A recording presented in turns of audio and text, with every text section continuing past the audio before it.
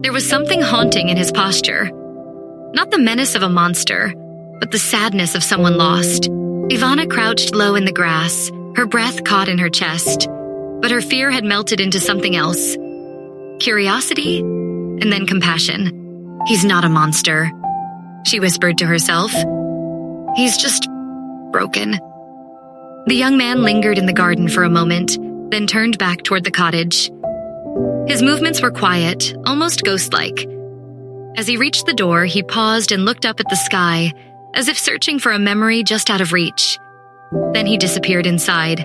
Ivana remained frozen in place, her heart pounding, not from fear anymore, but from the strange realization that the story the village had passed down for years was all wrong. This man wasn't a beast.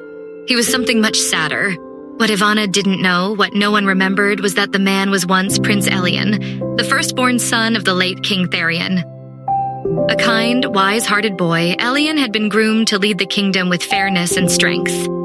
His people loved him. His advisors respected him. But his younger brother, Malric, had grown up in his shadow, always second, always compared.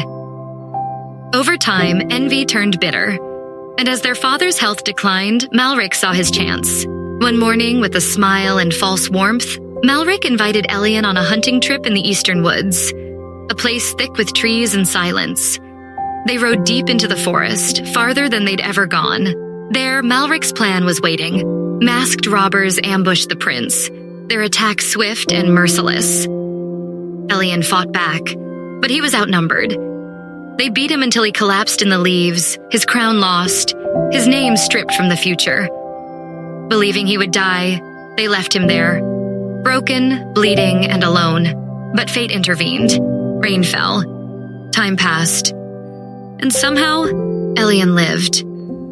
He awoke days later, battered and barely breathing, his memory fogged like morning mist.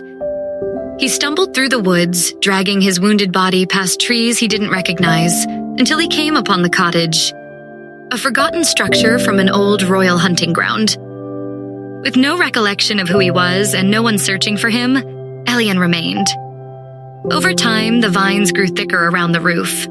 His clothes turned to rags, his voice faded from disuse, and from the shadows of the village road, people saw only a lone, silent figure by the cottage, never coming near, never speaking. Whispers spread. Parents warned children. The tale of the forest monster was born. But he wasn't a monster.